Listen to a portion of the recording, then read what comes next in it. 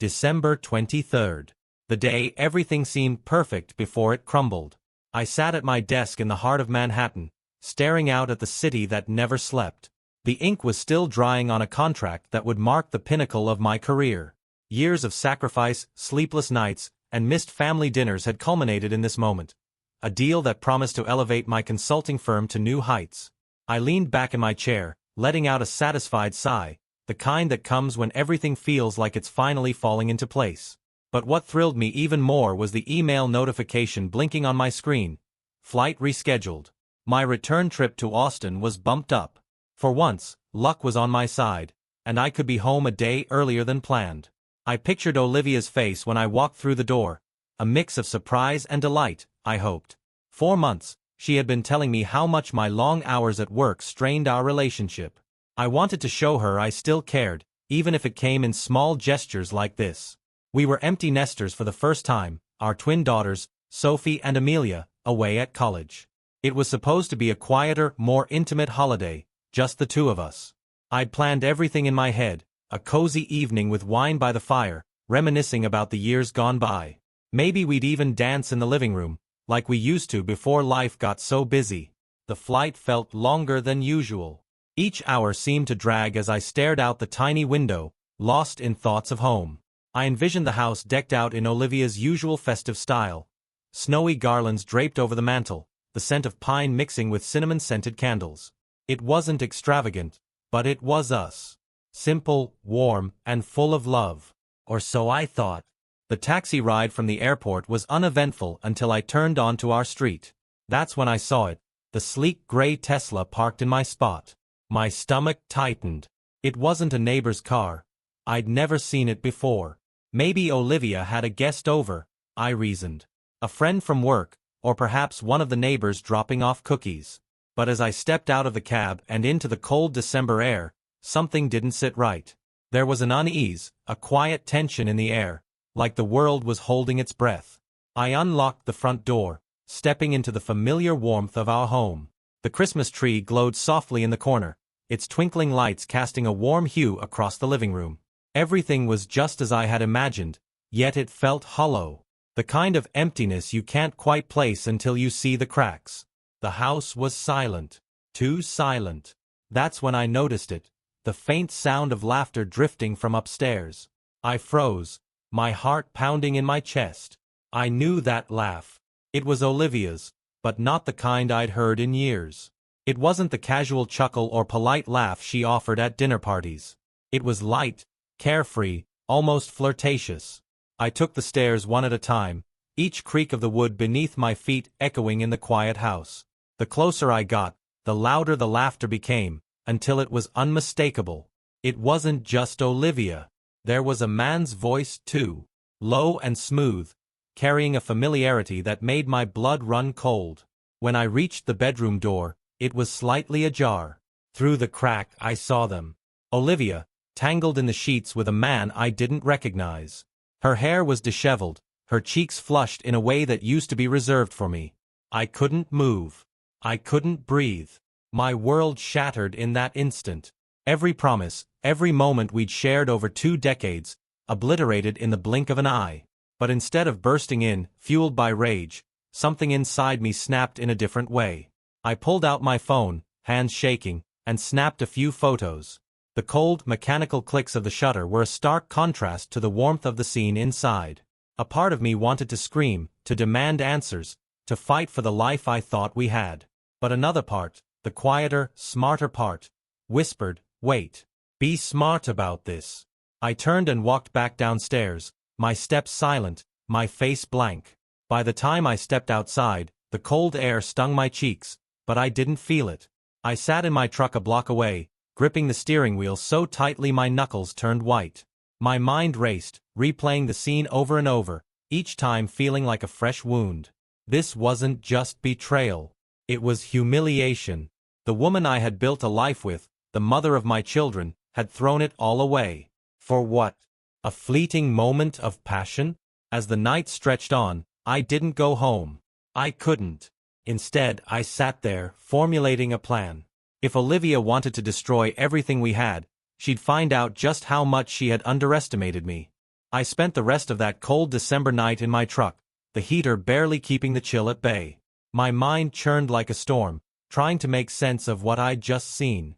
Memories of Olivia flooded back, twisting the knife deeper. I thought of her laughter at our wedding, the way she cried when we held our daughters for the first time, the quiet nights we spent talking about our dreams for the future. It all felt like a cruel joke now. By the time the sun started to rise, I knew I couldn't face her just yet. I needed answers first. The man in the Tesla. Who was he? How long had this been going on? Did Sophie and Amelia know? My daughters, away at college, had always looked up to their mother. The thought of them finding out about this tore me apart. My first stop was a nearby diner. It was quiet that early in the morning, just a few truckers nursing cups of coffee and the clink of silverware against plates.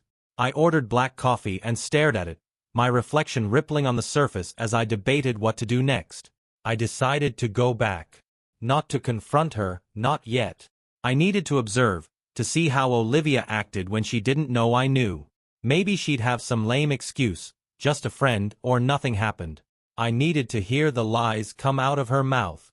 When I pulled into the driveway, the Tesla was gone, and the house looked as quiet and unassuming as it always did. I stepped inside, the faint scent of Olivia's perfume lingering in the air. She was in the kitchen, humming to herself as she stirred something on the stove. It was almost comical how normal she looked, as if nothing had happened. "Michael! You're back early," she exclaimed, her face lighting up in surprise. Or was it guilt? It was hard to tell. "Flight got rescheduled," I said, forcing a smile. I leaned in to kiss her cheek, but even that felt like betrayal now. Her skin felt foreign under my lips, like kissing a stranger. "You should have called. I would have picked you up from the airport," she said, turning back to the stove. She didn't seem nervous. In fact, she looked genuinely happy to see me. But something about the way she avoided my eyes as she spoke made my gut churn. I played along, keeping things light. Over breakfast, we talked about the twins, about the upcoming Christmas dinner, about everything except the man who'd been in our bed just hours earlier. I nodded and smiled, but inside, I was screaming. After breakfast, Olivia busied herself tidying up the house. I told her I needed to catch up on some work and retreated to my office. Instead of working, I opened my laptop and began digging. I started with her social media, photos, tags, comments. Then I moved on to her phone records. Thankfully, Olivia was never tech-savvy. She'd always relied on me to set up her devices, which meant I knew all her passwords. It didn't take long to find what I was looking for. A series of messages between her and a contact saved simply as J. The texts were coy at first, full of inside jokes and compliments. But as I scrolled further, they grew more intimate, more damning. "Last night was amazing. I can still smell you on me. I can't wait to see you again. Same time next week. He's clueless. Always working. You're the only one who makes me feel alive." Each message felt like a slap to the face. I stared at the screen, the words blurring as my vision clouded with tears. He's clueless. That's how she saw me. The hard-working husband providing for his family, nothing more than a blind fool in her eyes. My hands shook as I downloaded the messages, saving them to a folder labeled Evidence. I wasn't sure what I was going to do with it yet, but I knew I needed it. When I went back downstairs, Olivia was decorating the Christmas tree. She looked up and smiled, holding up an ornament Sophie had made in second grade. "Remember this?" She was so proud of it. "It's a little lopsided, but I think that makes it even more special." I nodded, my throat tight. The irony was unbearable. She was reminiscing about family memories while I was sitting on a bombshell that could destroy everything. That evening, we had dinner together. She laughed at my jokes, teased me about eating too much dessert, and kissed me goodnight like nothing was wrong.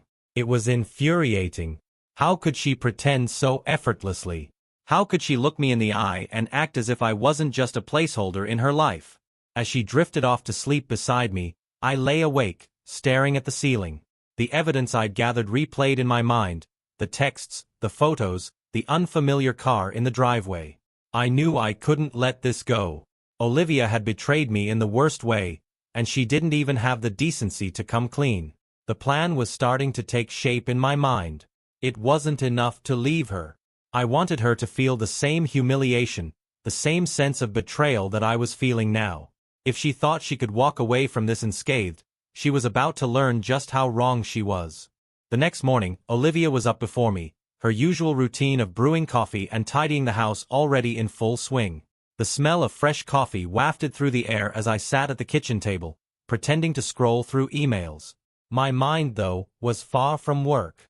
"Busy day ahead?" she asked, placing a steaming mug in front of me. "Yeah, a few calls and some follow-ups," I replied, keeping my tone neutral. "What about you?" "Oh, just errands. Grocery shopping. Last-minute gifts. You know how it is this close to Christmas," she said, her voice light, almost cheerful. She leaned against the counter, sipping her coffee, looking like the picture of a devoted wife. It was almost impressive how well she played the role. As she listed off her plans for the day, I studied her, looking for cracks in the facade. Did her hands tremble? Did her smile falter? Nothing. She was as poised as ever, which only fueled my anger. I nodded along, letting her believe I was none the wiser. "Sounds good," I said. "Let me know if you need help with anything." "I'll be fine," she said, kissing my cheek. "Just focus on work. You've been under so much pressure lately. You deserve a break." Her words cut deeper than she realized. She wasn't wrong. I had been under pressure, working tirelessly to provide the life we had. And this was how she repaid me. Once she left, I sprang into action. I started with the texts I'd uncovered, cross-referencing the timestamps with her usual errands. It didn't take long to see a pattern. Whenever she claimed she was grocery shopping or running to the mall, there was a corresponding text or call to Jay. She wasn't even trying to cover her tracks. My next move was to dig into Jay. The messages hadn't given much away. No last name, no specifics about where he lived or worked. But there were enough breadcrumbs to follow. A few mentions of meetings downtown, a photo of him in what looked like a high-rise office, and a vague reference to the firm. It took a couple of hours, but I found him. Jacob Moreau, a mid-level manager at a marketing firm in Austin. His LinkedIn profile was annoyingly polished. Perfect smile, tailored suit, the kind of guy who probably practiced his smirk in the mirror every morning. I printed his profile and tucked it into my evidence folder. Satisfied, I decided to test Olivia's lies. I texted her mid-morning. "Hey, did you make it to the store yet? We're out of coffee pods." Her reply came quickly. "Not yet. Just finishing up at the mall. I'll grab them on the way back." I knew she wasn't at the mall. A quick ping of her phone, something I'd set up years ago for safety, showed she was downtown, near Jacob's office.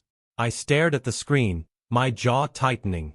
She'd become so comfortable in her deceit that she didn't even bother to think up creative excuses anymore. That afternoon, when she returned home, I acted as if nothing was wrong. She handed me a bag of coffee pods, smiling brightly. "See? I didn't forget." I forced a laugh. "Thanks. You're a lifesaver." For the rest of the day, I played the devoted husband. I helped her hang Christmas lights, even indulged her by watching one of those cheesy holiday movies she loved. All the while, my mind churned with plans. If she thought she could keep playing me for a fool, she was in for a rude awakening. That night, after Olivia fell asleep, I revisited her phone. This time, I focused on the emails. Most of them were mundane, receipts, newsletters, reminders from the PTA. But buried between the clutter were several messages from Jacob. They were careful not to use overtly romantic language, but the subtext was clear. "Looking forward to tomorrow. I'll bring the coffee if you bring that smile." Last night was exactly what I needed. "You're incredible, Olivia. Let me know when you're free again. Can't stop thinking about you." Each email felt like another knife in the back. But the real discovery came when I found an attachment, a receipt for a hotel stay. It was from weeks ago, during one of her supposed business trips. The timestamp coincided perfectly with a weekend I'd spent alone, thinking she was networking for her nonprofit. I forwarded the email to myself, adding it to my growing collection of evidence. With each piece I uncovered, my resolve hardened. Olivia had built a web of lies, but she didn't realize I was about to tear it apart. The next day, I decided to take things a step further. While Olivia was out, I made a call to a private investigator I'd worked with during a previous case at my firm. I explained the situation, sparing no detail, and asked him to tail her. "If there's anything else going on, I want to know," I said. "No stone unturned. Consider it done," the investigator replied. "You'll have a full report by the end of the week." By the time Olivia returned that evening, the stage was set. She was cheerful, chatting about the holiday dinner menu and how she couldn't wait to see Sophie and Amelia. I smiled and nodded, matching her energy, even as my heart pounded with anticipation. She thought she had everything under control. She had no idea her carefully constructed world was about to come crashing down. The week crawled by, each day a grueling exercise in patience. Olivia carried on as if nothing had changed, and I mirrored her facade. At night, as she slept peacefully beside me, I stared at the ceiling, replaying her lies, the texts, and the emails. Every so often, I'd sneak a glance at her, wondering if she ever felt even a shred of guilt. The private investigator delivered faster than I expected. Late Friday evening, while Olivia was in the shower, my phone buzzed with an email. The subject line was simple: "Your report." I waited until she'd gone to bed before I opened it. Attached was a detailed log of her activities, complete with photos. There she was, leaving the same downtown office I'd tracked earlier in the week. The investigator had captured her stepping into a cafe with Jacob, her face lit up in a way I hadn't seen in years. Another photo showed them at a hotel lobby, his hand on the small of her back as they walked to the elevators. My chest tightened, a mix of rage and devastation crashing over me. But the final blow came when I scrolled further. The investigator had managed to get audio from a meeting in her car. Olivia's voice came through clear as day. "I just wish he wasn't home so much. It's harder to sneak around now." Jacob's laughter followed. "Guess I'll have to keep spoiling you so it's worth the risk." I slammed my laptop shut, my hands trembling. I couldn't listen to more. This wasn't just betrayal, it was calculated, deliberate, and casual, like I was nothing more than a footnote in her life. By the time morning came, my decision was clear. I'd spent too long being careful, quietly collecting evidence, planning my next move. It was time to take control. Saturday morning started like any other. Olivia was bustling around the kitchen, humming a tune as she flipped pancakes. I sat at the table, sipping coffee, forcing myself to appear calm. "Big plans today?" she asked, glancing at me over her shoulder. "Not really," I replied. "Thought I might get some errands done." "You?" "Just some last-minute Christmas shopping," she said, setting a plate of pancakes in front of me. "Want me to pick up anything for the girls?" "No, I think we're good," I said, cutting into the stack. "I'll be back later." I left shortly after breakfast, heading straight to the office of my attorney, Mark. He was a sharp, no-nonsense guy I'd worked with in the past, and if anyone could handle what I was about to unload, it was him. Mark listened quietly as I laid it all out: the texts, the emails, the investigator's report. By the time I finished, his expression was grim. "You've got a strong case for divorce," he said. "Especially with the evidence you've gathered. Texas courts don't look kindly on infidelity." "What about the house?" I asked. "The savings?" "We can fight for a favorable split," he said, leaning back in his chair. "But if you want this to sting, there are ways to leverage the affair. Public exposure, for example. It'll put pressure on her to settle quickly." I nodded, my jaw tight. "Do it." When I got home that afternoon, Olivia was lounging on the couch, scrolling through her phone. She looked up and smiled, completely oblivious to the storm brewing. "Hey," she said. "How were errands?" "Productive," I said, keeping my tone light. "Got everything I needed." I sat across from her, watching as she absent-mindedly tucked a strand of hair behind her ear. It struck me then how little I really knew her anymore. The woman I fell in love with all those years ago had become a stranger. "By the way," I said casually, "are you free tomorrow evening? I thought it'd be nice to invite the girls to dinner over FaceTime." Her smile faltered, just for a second. Sure. That sounds nice." I leaned back, studying her. "Great. I'll set it up." The next day, as planned, we connected with Sophie and Amelia over FaceTime. Olivia was her usual cheerful self, gushing about their holiday plans and asking about their college classes. I played along, letting her steer the conversation. But as the call wrapped up, I dropped the first bombshell. "Before you go," I said, looking directly at Olivia, "there's something I need to tell the girls." Her brow furrowed, but she forced a smile. "What is it?" I turned to the screen, my voice steady. "Your mom and I are going through some things right now. It's been a tough year, and we're working on it. But I wanted you to know I'll always be here for you, no matter what." Olivia's face drained of color. She opened her mouth to speak, but I continued. "It's important to be honest," I said, meeting her gaze. "Don't you think?" The girls exchanged confused looks, but I ended the call before they could ask questions. I wanted Olivia to sweat, to feel the weight of what was coming. She didn't say much that night. I could tell she was rattled, unsure of how much I knew. But she didn't ask, and I didn't offer. As I lay in bed that night, staring at the ceiling once again, I felt a strange sense of calm. For the first time in weeks, I was in control. The pieces were falling into place, and soon, Olivia would know exactly what it felt like to have her world shattered. Monday morning dawned cold and gray, fitting for the weight of what was coming. Olivia moved through the house quietly, almost cautiously, as if sensing that the balance of power had shifted. She'd been unusually attentive since the FaceTime call, offering to make coffee, asking if I needed anything. It was almost laughable, her sudden attempt to play the dutiful wife.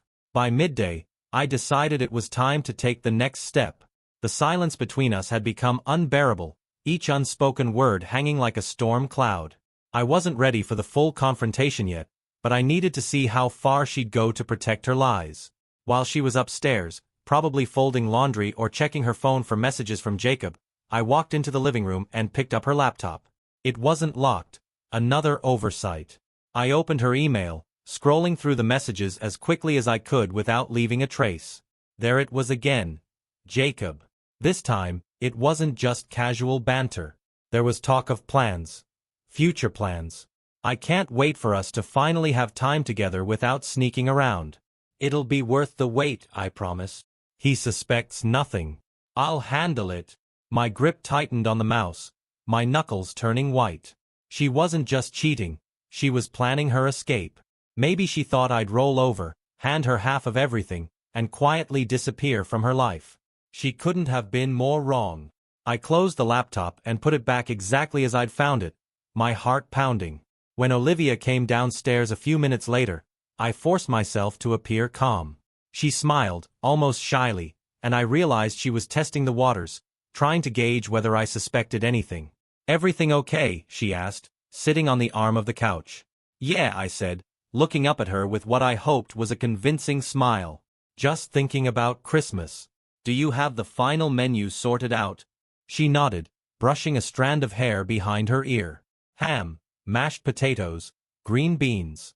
The usual. Unless you want to change it up." "No, that sounds good," I said, letting my gaze linger on her a moment longer than usual. "It's nice to stick with traditions." Her smile faltered for a fraction of a second. "Yeah, it is." That evening, I took another calculated step. While Olivia was out picking up groceries, I called Sophie. She answered on the second ring, her voice bright as always. "Dad, what's up? Everything okay?" I hesitated, unsure how much to say. I didn't want to burden her, but I needed her on my side when the truth came out. "Hey, sweetheart. Everything's fine, but I wanted to talk to you about something. Mom and I have been having some issues lately." "Like what?" she asked, her tone shifting to concern. "Are you guys okay?" "We're working through it," I said, keeping my voice steady. "But I just wanted to prepare you and your sister in case things get complicated." There was a pause on the other end of the line. Is this about her acting weird? Amelia, and I noticed she's been, I don't know, different. Distant. I sighed, relieved to know I wasn't imagining things. "Yeah, something like that. Just know that no matter what happens, I'll always be here for you." "We know that, Dad," she said softly. "But if you ever need to talk, we're here too, okay?" "Thanks, Sophie," I said, my throat tight. "I love you." "Love you too, Dad."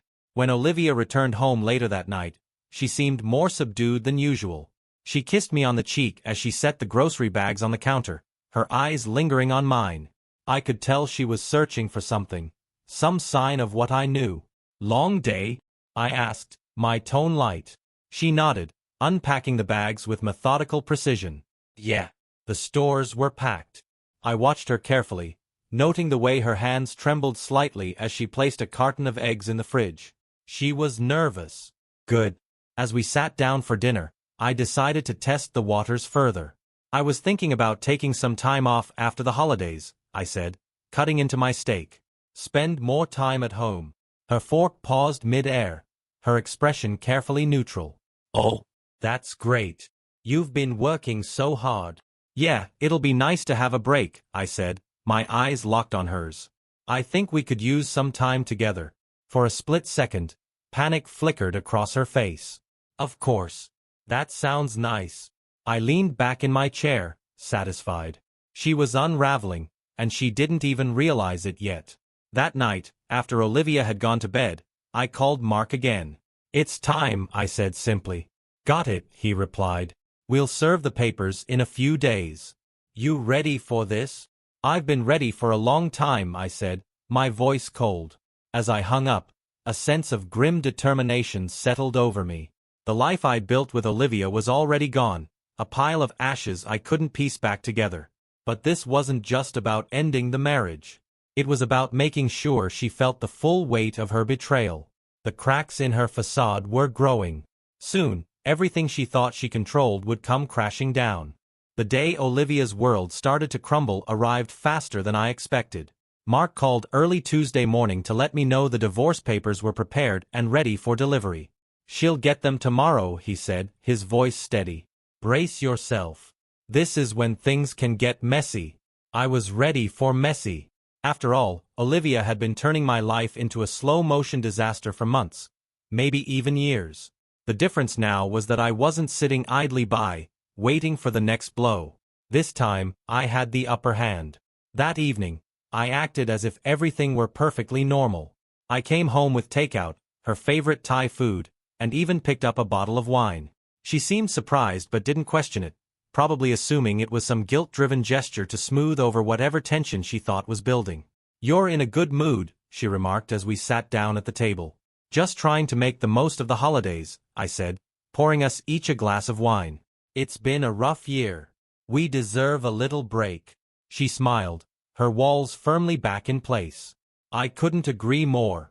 The next morning, I left early for a meeting, leaving Olivia to her routine. I wanted to be out of the house when the papers arrived. Mark had arranged for them to be delivered around noon, ensuring she'd be home to receive them. I couldn't bear to see her face when she realized the jig was up. Not yet, anyway. I spent the morning pacing my office, checking my phone every few minutes. Finally, at 12:30, I got the confirmation text from Mark. Papers served. Expect a call. Sure enough, my phone rang 10 minutes later. It was Olivia. I let it buzz 3 times before answering, keeping my voice calm. Hey, what the hell is this? She demanded, her voice shaking. Divorce papers? Are you serious? I leaned back in my chair, letting the silence stretch for a moment. I'm very serious, Olivia. Michael, what are you talking about? Why are you doing this? She asked, her tone shifting from anger to desperation. Why don't you tell me? I said evenly. Tell me about Jacob. About the hotel rooms, the texts, the plans you were making behind my back. There was a sharp intake of breath on the other end of the line. I don't know what you're talking about, she stammered. You're misunderstanding. Don't, I snapped, my voice harder than I intended. Don't insult me by pretending you don't know. I have the messages, Olivia. I have the photos. I even know about the times you told him I was clueless. Do you have any idea how humiliating that was to read? The line went silent. For a moment, I wondered if she'd hung up, but then I heard her faintly whisper, Michael, please. Let's talk about this. We will, I said, my tone icy. When I get home. I hung up before she could respond. When I walked through the door that evening, Olivia was waiting for me in the living room, the divorce papers spread out on the coffee table. She looked pale, her makeup smudged like she'd been crying. For a moment, I almost felt sorry for her. Almost.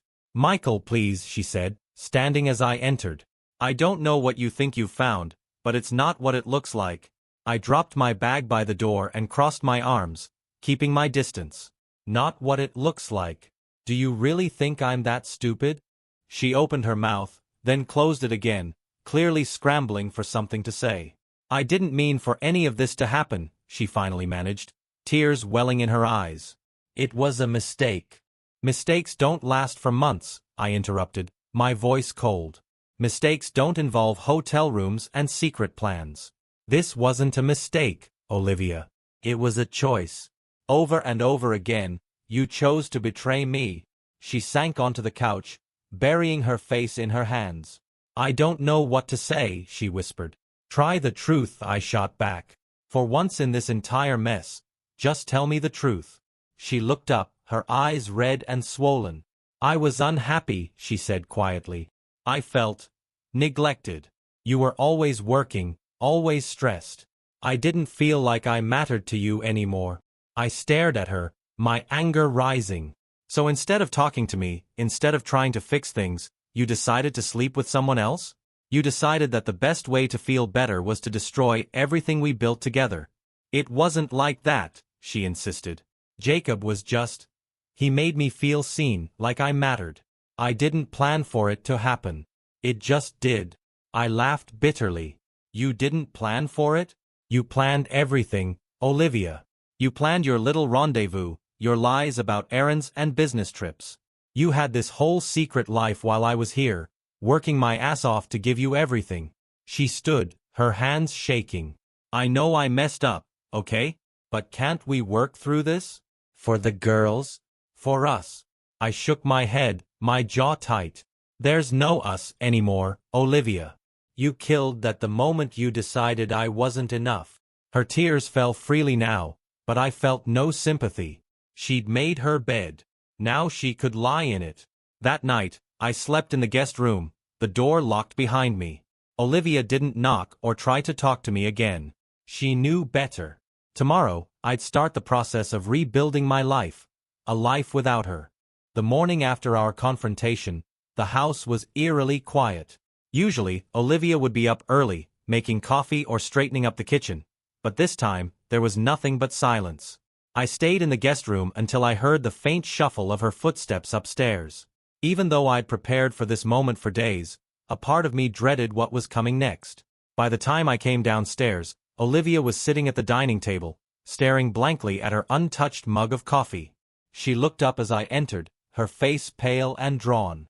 Michael, she started, her voice soft, almost pleading. Can we talk? I sat across from her, keeping my expression neutral. Go ahead. I know I've hurt you, she said, wringing her hands. I know I've made mistakes, but I can't lose this family. I can't lose you. I tilted my head, studying her. You didn't seem too worried about losing me when you were sneaking off to hotels. Or when you told Jacob I was clueless. So why now? Her eyes filled with tears, but I didn't let it sway me. I'd seen her cry before, and this time, I wasn't buying it. Because I was stupid, she said, her voice breaking. I thought I could have both. I don't know what I thought. Here's what I think, I said, leaning forward. I think you liked the thrill. The secret texts, the stolen moments, it made you feel alive. But now that the reality is sinking in, now that you realize you're going to lose everything, you're scared. Her lips trembled as she shook her head. It's not like that. Then what is it like, Olivia? Explain it to me. Explain how you could look me in the eye every day and lie to my face. Explain how you could do this to our family. She opened her mouth, but no words came out. Finally, she dropped her gaze, staring at the table. I don't have an excuse, she whispered. That's the first honest thing you've said, I muttered. I spent the rest of the day avoiding her, retreating to my office to sort through emails and finalize the details of the divorce. Mark had already set up a preliminary hearing for January, and I wanted everything in order before the holidays. The girls didn't need to see the mess we'd made of our marriage, not yet. That afternoon, Olivia knocked on my office door. I'm going out for a while, she said, her voice hesitant. I need some air. I didn't look up from my laptop. Do whatever you want. She lingered for a moment, like she was waiting for me to say something more, but I didn't. Eventually, I heard the front door close, followed by the sound of her car pulling out of the driveway. While she was gone, I made a decision. I'd been holding back for the sake of keeping the peace, but it was time to take control of the narrative. If Olivia wanted to lie, to paint herself as the victim, I wasn't going to let her. I called Sophie first, then Amelia, asking if they could come home for Christmas. I know it's last minute, I said, but it would mean a lot to me. Of course, Dad, Sophie said immediately. I'll book a flight tonight. Me too, Amelia added. Are you sure everything's okay? Everything will be fine, I assured them. I just want us all together. By the time Olivia returned that evening, I was sitting in the living room, the Christmas tree glowing softly behind me. She paused in the doorway, her coat still on, her face wary. Where were you? I asked casually. Just driving, she said, setting her purse on the counter. I needed to think. Did you think about Jacob? About how you're going to explain this to the girls when they come home? Her head snapped up, her eyes wide. They're coming home? Yeah, I said, leaning back in my chair. I called them today. They'll be here for Christmas. She sank into the nearest chair, her face pale. Michael, please. I'm done keeping your secrets, Olivia, I said, cutting her off. If you want to salvage anything, you'd better start telling the truth. Otherwise, I'll do it for you. That night, Olivia barely spoke. She retreated to the bedroom early, leaving me alone in the living room. I stayed up late, scrolling through old photos of our family. Vacations, birthdays, quiet moments at home. In every picture, Olivia was smiling, the perfect wife and mother. And yet, all along, there had been this side of her I never saw. The next few days passed in a tense silence. Olivia tried to act normal, but it was clear she was unraveling. I could see it in the way her hands shook when she poured coffee, in the dark circles under her eyes. She was scared. And she should be. Christmas Eve arrived with an icy wind, but for the first time in weeks, I felt calm. Sophie and Amelia were due to arrive that afternoon, and I couldn't wait to see them. Whatever happened next, I knew I'd have my daughters by my side. When Olivia asked if I needed help preparing for their arrival, I shook my head. No thanks. I've got it covered. Her shoulders slumped, and for a brief moment, I saw the weight of her guilt pressing down on her. But I didn't let myself feel sorry for her. She'd made her choices. Now it was time for the consequences. Christmas Eve brought a chill that seemed to seep into the very walls of the house. By the time Sophie and Amelia arrived, the tension was almost tangible. I greeted them with open arms, their laughter and hugs briefly cutting through the storm brewing inside me. Dad, it feels so good to be home, Sophie said, her eyes lighting up as she glanced around the house. It's just like always. Amelia nodded, her smile warm. You really went all out with the decorations this year. I didn't have the heart to tell them it wasn't me who'd done the decorating. It was their mother, clinging to the illusion of a normal holiday. You know me, I said lightly, guiding them to the kitchen where Olivia was waiting. She stood stiffly by the counter, her smile brittle. Girls. Oh, I've missed you so much. She pulled them into a hug, but I could see the unease in her eyes. She was waiting for the other shoe to drop, and she wasn't wrong to be worried. The evening passed in fits and starts. Sophie and Amelia chattered about school, their friends, their plans for the future, blissfully unaware of the war simmering beneath the surface. Olivia tried to keep up, but her forced smiles and stilted responses didn't go unnoticed. Mom, are you okay? Amelia asked at one point, her brow furrowing. You seem distracted.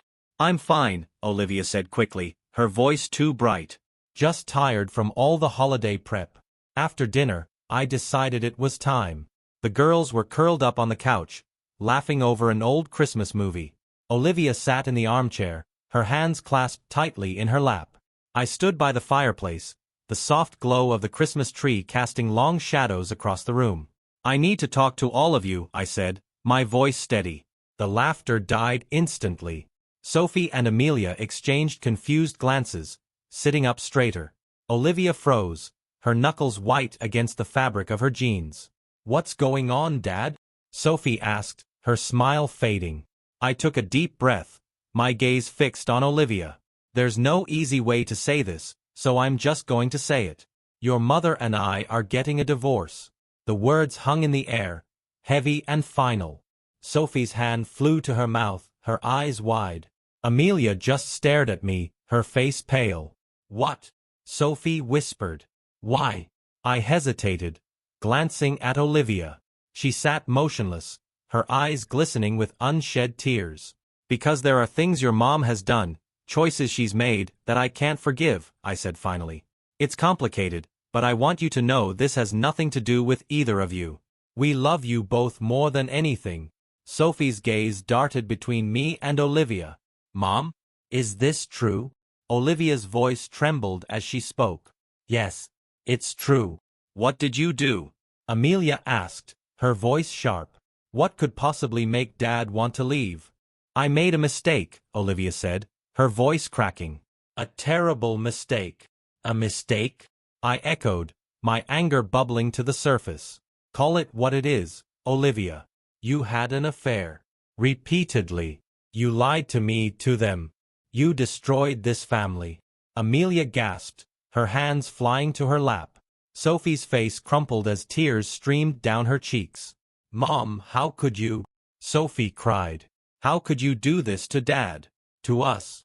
I didn't mean for it to happen, Olivia pleaded, tears spilling down her face. I was unhappy, and I made a horrible decision. But I love you, all of you. No, Amelia said, her voice cold. You don't do this to people you love. The rest of the night passed in a blur of tears and raised voices. By the time the girls went to bed, the house felt hollow, the warmth of the holiday season snuffed out. Olivia tried to speak to me, but I held up a hand, cutting her off. There's nothing left to say, I said quietly. You've made your choices. Now we'll live with the consequences. In the days that followed, the fallout was swift. Sophie and Amelia packed their things, choosing to spend the rest of their break with me. Olivia moved into the guest room, her once commanding presence reduced to a quiet shadow. Friends and family soon learned of the divorce, and Olivia's carefully constructed image began to crumble under the weight of her actions. I filed for divorce officially in January, ensuring that Olivia left with little more than her personal belongings. Jacob, predictably, vanished as soon as the scandal came to light. Olivia's new life, the one she'd risked everything for, turned out to be as hollow as the lies she'd told. As for me, I focused on rebuilding. It wasn't easy. I had to learn to trust again, to open myself to the possibility of happiness. But I had my daughters, my work, and the knowledge that I'd faced the worst and come out stronger. Sometimes, late at night, I'd think about the life Olivia and I had built together. The good times, the laughter, the love that once felt unbreakable. And then I'd remember how easily she'd thrown it all away. In the end, betrayal taught me something important. That even in the darkest moments, there's always a way forward. You just have to be willing to take the first step.